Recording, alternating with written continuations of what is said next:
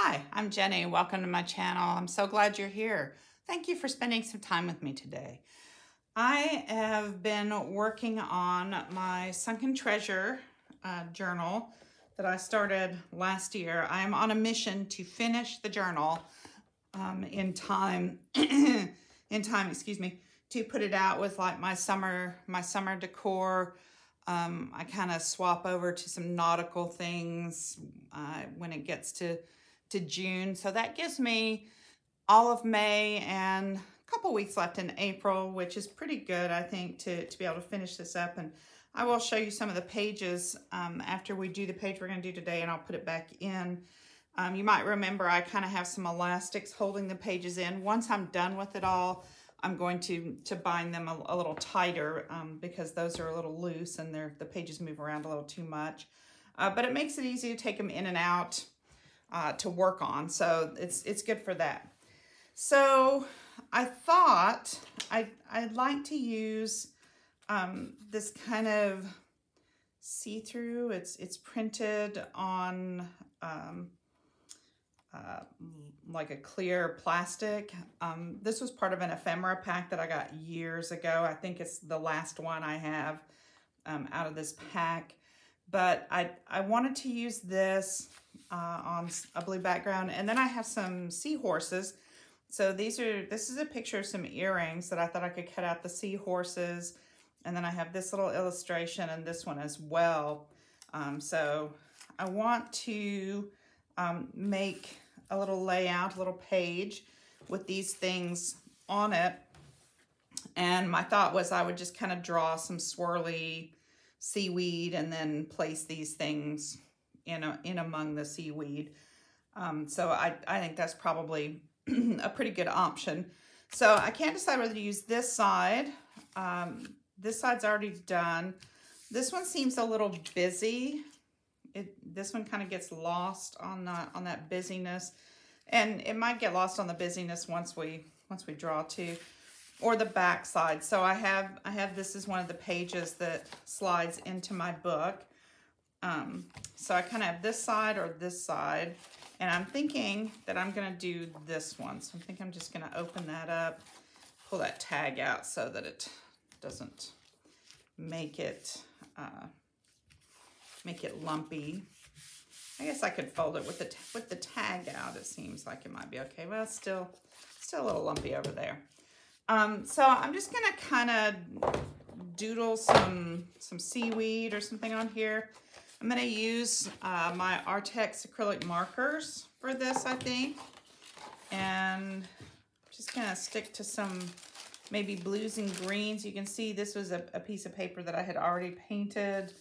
I think it's mixed media paper. It's from a journal or notebook of mixed media paper, and it has some acrylic paint on it. There's some blues, a couple shades of blue and some green that was just kind of, brushed across. So I feel like this is gonna probably blend a little too much. Although we could start with some of the greens maybe and put some of the blues on top. So maybe 57, the Pomona green. It's 55. The emerald green, which is kind of a blue green, might be nice. So let's start with just like I said, I just want to do some blues and greens. I wonder maybe I should start with drawing on the other tip. These are dual tip markers. So it has a brush tip on one end and a fine tip on the other. And maybe it would be easier to kind of just draw. And I'm just going to kind of do some waves of seaweed, just kind of, and then we can just color them in different color combinations. And I think maybe a silver or white marker to do some dots or line work, doodling kind of on it, in the end. might be nice. So might get out my jelly roll pen. So I'm just kind of doing some basic shapes here, you know, just to leave some interest. I mean, because this little guy, so it's gonna be, we're gonna have a page that looks like this, and so he'll probably be here, and then we'll probably tuck those seahorses down in among the seaweed here. So this isn't a lot of contrast. That's okay, I think. Let's see. Let's try the emerald green, number 60. Let's maybe, so that's a lot darker, but I think that's okay. And I don't think we have to, you know, do it all in a solid. I think maybe we could, you know, do the outer edges kind of loosely, and then the interior might be lighter, different colors. Whew. So, moving on me a little bit here. I hope you guys are having a good day. I want to apologize for not posting a video last week.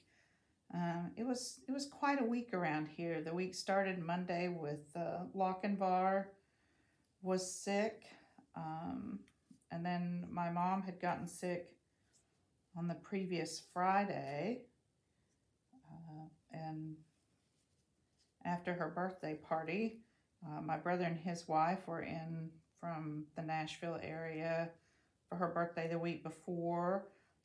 So she had been ill, and then Lochinvar was ill, and then one of my cats got ill. Excuse me just a minute, I'll be right back.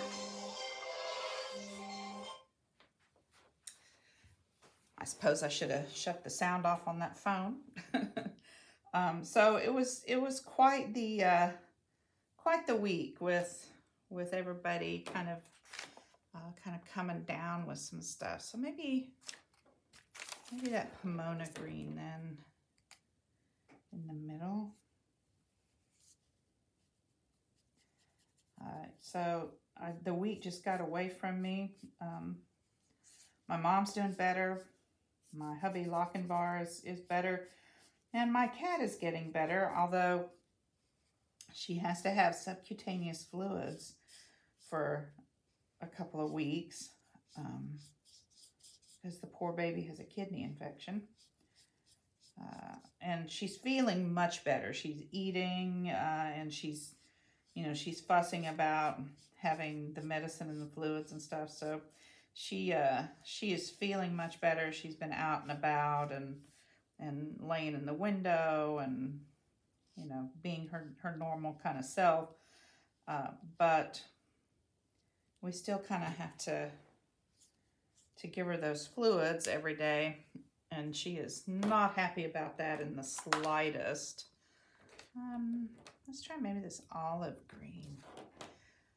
She is very, very displeased with us over that.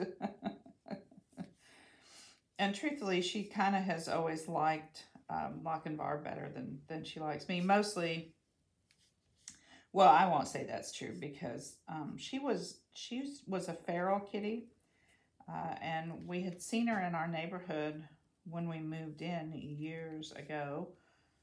We'd seen her running around in the neighborhood, but we couldn't ever catch her, and we wanted to have her you know, fixed, and finally she actually had some kittens in our backyard, and we were able to get her and the kittens. The kittens all got good homes, and we had her spayed, and we released her, but then she slowly decided that she maybe didn't want to live outside after all. That maybe, you know, it was good to have nice food and a nice warm house. So she used to come in, she would of her own volition. She would come in at night, and then let's do some of these. She would come in at night, and then one rainy, and then she'd go out like early in the morning when we got up to go to work. She'd sit by the door and be like, "Oh, let me back out." And so we would, because she was pretty feral. I mean, she didn't really want to be messed with very much, but she appreciated the food and the warmth, I think. And then eventually one rainy, chilly October morning, she went to the door, and I opened it for her to go out, because she was like, "Let me out." She kind of went to the door and meowed and was pawing at it. And I opened it, and she took one look outside and felt, excuse me, I'm so sorry, felt the chill air came, you know, a gust of wind came blowing in, and it was very chilly and rainy. And she took one look outside at the rain, and she looked at me, and she looked at the house, and she turned and walked away from the door, and she has never gone back to the door since. So we always laugh and say she had the good sense to just decide to stay in, you know, and it's kind of funny, but that is how Georgie came to live with us. So we called her Georgie because when we first started noticing her, she would pop up in the window. We had another cat, Smudge, who was part Siamese, that liked to play with her in the window. Smudge was an indoor cat, and she would see her outside, and she would go to the window, and Georgie would pop up in the window, and like, "Surprise, look at me." And she had these big eyes, and we called her Curious George, because at the time we didn't really know, you know, whether she was a boy or a girl. We suspected she was a girl, but that was before she had kittens. So she would pop up in the window, and we called her Curious George, and she made friends with one of our other cats. And so that was kind of Georgie's whole thing. And then, excuse me, I'm so sorry. I don't know why. Apparently I've just got a frog in my throat today. So she, you know, she decided to live with us. And since then, I mean, she's never been like a super friendly, I'm gonna come sit with you kind of cat. But she always likes to hang out where we are. Like, if we're in the living room, she comes and sits in the living room. You know, and she likes to get her head scratched when you feed her treats, and you know, and she has developed quite her own personality. She's always just kind of you know, she doesn't really meow. She kind of just goes at you, and you know, so she's pretty funny, really. But it's taken her, you know, it took her a very long time. She's pushing 17 at this point. And it's taken her a very long time to, you know, to trust us and hang out with us. We can catch her if we need to. I mean, she's not so wild that we can't pick her up if we need to, and, you know, take her to the vet and give her medicine and things like that. I mean, she's not so wild we can't do that, but she protests. She does not like it. So I'm usually the one who catches her to give her the medicine and things like that. So she is frequently not happy with me. You know, so we just laugh and say she's Daddy's kitty. She is the oldest now, and so she is definitely queen. So she's pretty funny. She's very quiet. you know. Like I said, she doesn't even really meow. She just kind of, and her eyesight is very poor. She has cataracts. And so she doesn't see very well, but, you know, she lives in the house and she has for many, many years. And so she's, you know, she's safe. But because I'm the one who catches her and gives her medicine and things, she, you know, she tends to blame me. So, you know, when Jeff wants to give her treats or something like that, she's like, oh yeah, you know, you can pet my head. But, you know, since we've been giving her medicine the last few days and the subcutaneous fluids, when I start to get close to her now, she's like hissing at me, going, get away. Oh, you know, I don't want to be near you. You're going to do something to me. So you can tell she's feeling a lot better. You know, because she's definitely got more energy to put up a little more of a fuss. So cats are pretty funny. So if you have cats, you know what I mean about how they're just, you know, they just decide sometimes that, you know, they like one person more than another. But I mean, once we finish giving her the medicine stuff, she'll get over it. She'll decide that I'm okay again. But in the meantime, she's unhappy with me. So.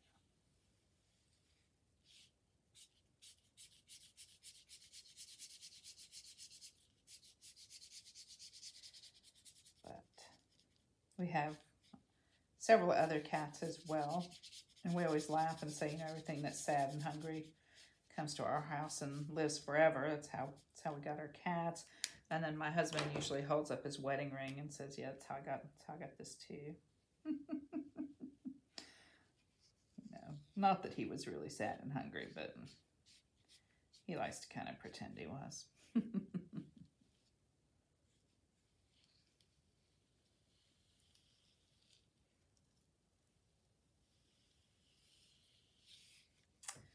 Let's see, I have one more up here.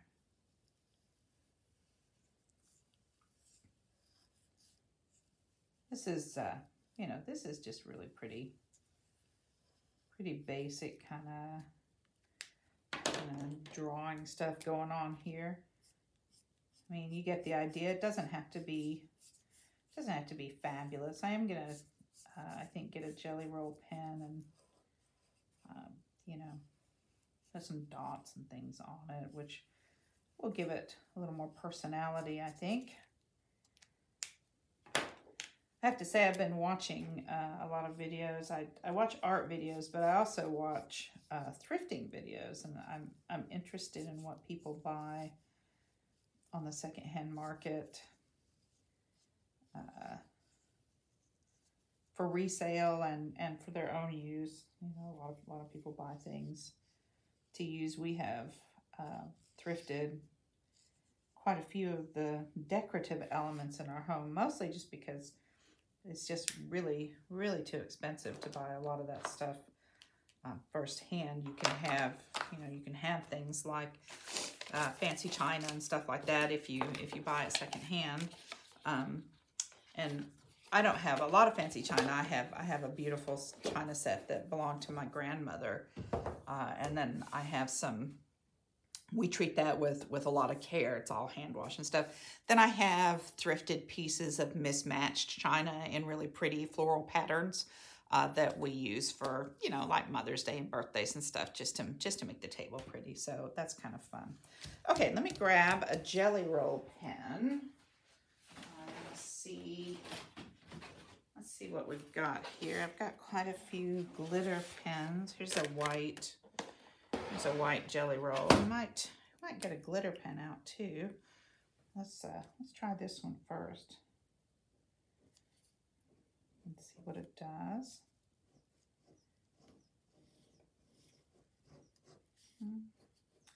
So it's showing up a little bit. It is giving some some contrast there. I'm just trying to, you know, get some texture going here with the jelly roll.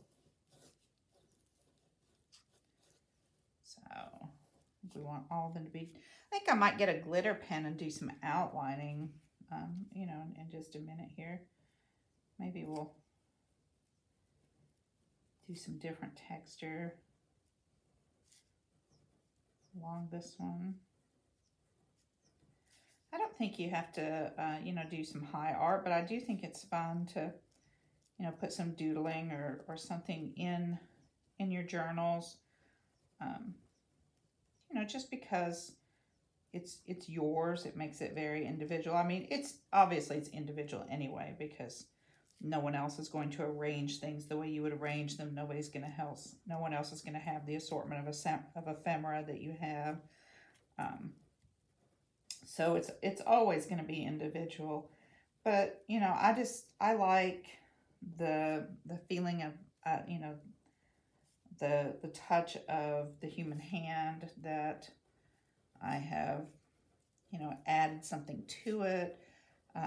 You know, and I think you can just, you know, have a very basic, pretty simple layout, you know, one really nice graphic, and then decorate it. You know, I love bling, so if, you know, I might cut out a picture of a shell and put some sequins and stuff around it. As a matter of fact, I did that on one of the pages. So I can kind of show you, I can give you a little flip through of some of the pages. A lot of them are done, but I still have to finish this. And so my goal is to finish this well before, you know, having to decorate. Well, I don't have to decorate, but, you know, well before I put out my summer decor. And we have, you know, I have like a couple of display cabinets where things that are kind of out of season lived, so they're still there. They're just not featured. So we don't have so much stuff that, you know, that there's no place to put it all. Certainly. But I do like to kind of rotate what is on display. We have some places that are more prominent in our house. So in our living room, we kind of have a display shelf that has just, you know, most of the stuff on it.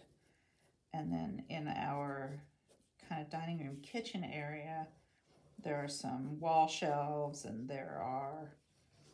there's a coffee bar area that has a couple shelves. And so we swap out the teacups, you know, we put something more seasonal. We have some kind of seasonal color teacups that go there, and, you know, that kind of stuff. I have some teapots and things that get kind of swapped out, and then other things live, you know, when they're not there, they live on a shelf in my entry or in my living room in a cabinet or something.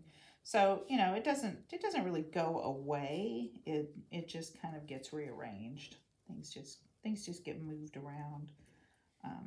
And I feel like it helps me appreciate what I have, because I don't think about sometimes when something is, you know, behind a door in a cabinet, even if it's a glass door. If it's behind a door, I don't really pay much attention to it. And so when I pull it out and put it on a prominent shelf where I can see it every day, it helps me remember how pretty it is, and I appreciate, you know, some of the lovely things that I've accumulated over the years. Most of them have come from thrifting. I'm a big believer in buying things secondhand, and I think you can get some really nice quality things. You know, you just have to be careful what you're buying. Just know what you're buying, and know what it's worth, so that you don't pay too much for it, that kind of thing. Okay, I like that. I think that has added definitely some interest to it. Let's see if we have a blue or a green or something in. Here's a dark blue. It's kind of medium blue. Let's see. I wonder how that's going to look. I just have a little thing off to the side here. Well, that's nice. What do we have? This one's kind of a blue green. So it's this one. Let's take a look at those here. That one's maybe as nice. Okay, I like this one, I think. So you can see I kind of just did a little test. So this one, obviously it's going to look a little different on this blue background, but it'll give it just a little sparkle, I think. So I'm just going to kind of run it along the edge. And these are just gel pens. This one is, these are Sioux Color glitter. This one is Emerald G44 is the color. I have a whole set of these glitter pens, and I really like them, and I think they add a nice accent. So I don't know, it may be hard to see on camera, but hopefully you can see that just gives it just a little bit of shine, you know. And once we get our fish on there, our jellyfish and our seahorses, we may want to add some trims, you know. We might add some little pearl bubbles or something, you know. We'll see. As some final embellishments, you know. No such thing as too much bling in my book, so I don't think we're necessarily done.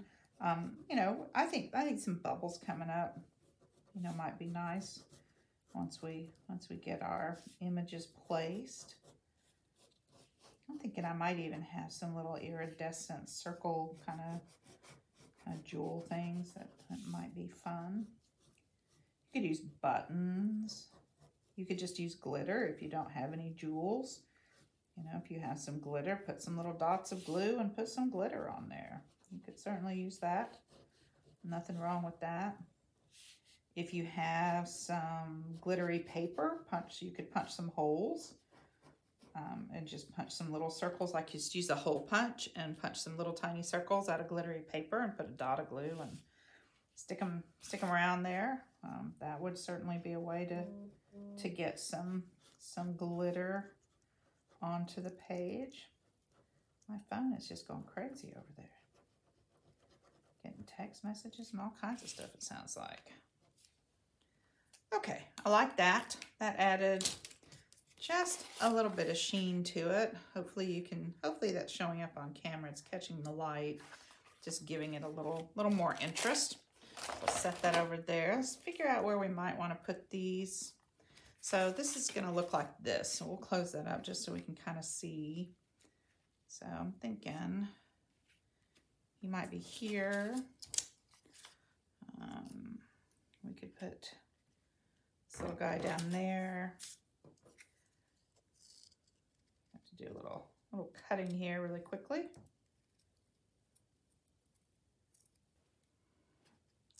Okay, I finished cutting those out, and I've glued everything down, and I brought along some different so we can maybe test out. So I've got some little silver things we could kind of put for bubbles. I have some pearls. I wonder how those would look. Let's see. Wanted some pearls mixed in. Those are pretty. That would be pretty maybe. I think I like that better than the silver bubbles. I have, these are the ones I was thinking about. They're a little large. Oh, there's smaller ones on the back.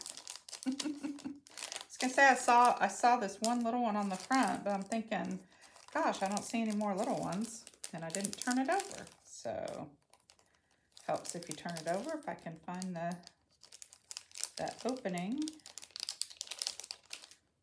Where does it sticky? There it is. There it is. Oh, so these might be good because they're smaller. Those are kind of pretty, aren't they? That might be fun, kind of scattered around as bubbles. So far I like those.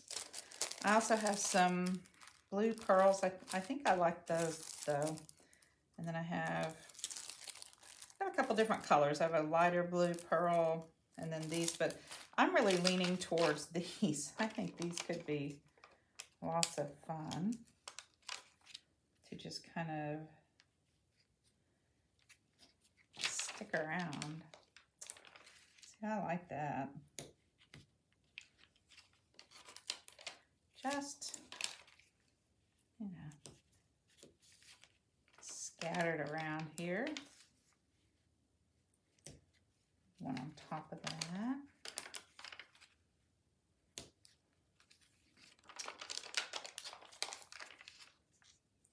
Quite a few of them, I think. So I really like these green ones.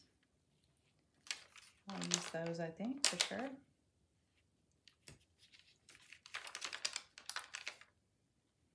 Maybe one here. I'm just kind of randomly, you know, putting them places that looks like, you know, they might be a little empty. I have one more kind of greenish one. Oh, okay. I think that's a lot of fun. And so it was very simple, pretty quick and easy. So let's slide that back in. Let's slide that back in where it goes. Let's see. Oh, I hope I remember where it goes. I didn't mark the spot. Oops.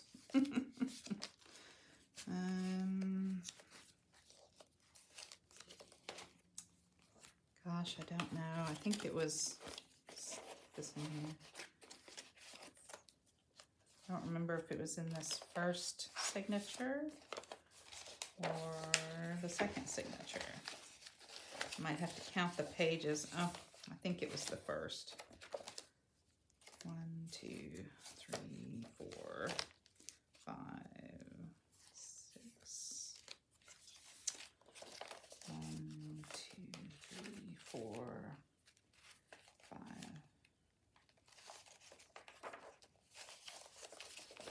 One, 2, 3, 4, 5. 1, 2, 3, 4, 5, 6. Nope, it was in the second one here. So, oh, I think it might have been. Let's see. I'm thinking it was between these. Just color-wise, although I don't know. Seems like I would not have put painted ones in the same thing, so maybe not. Maybe it was here. Maybe it was here.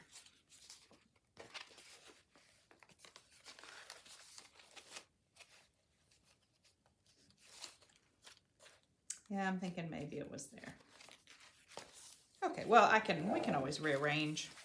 You know, that's the beauty of when you have elastics. You can just slide it in and out anywhere you want. So I was going to show you, I had done a couple of them where I put, this is a shell that I colored from a coloring book, and I just glued it down and added some trims to it.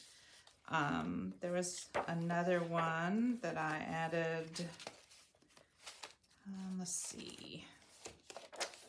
Where is it?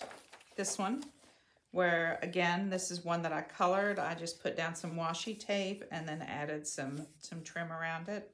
So if you have a coloring book that has some pictures in it that go with the theme for a journal, or you just like the page, you can certainly cut some stuff out and put it in your journal. You can always just decorate around it.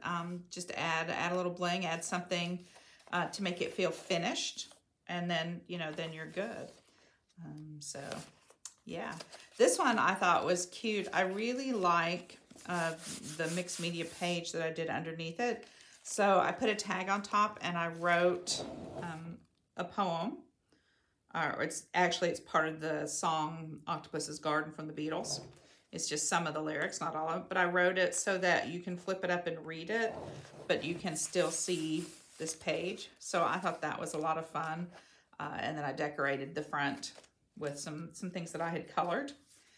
So I'm making progress. I still have quite a few pages to go, but you know, I'm making progress. So I will show it to you probably when I finish. We may do a couple more pages together, and then I will finish the binding. As I said, this is just like some hair bands, and so it's a really loose elastic. You can see how much play there is. So it's good for sliding things in and out to work on it, but I don't want to leave it like this. So once I am finished with all of the pages and the signatures, I will use some yarn or thread or string or something and bind it much more tightly so that it stays.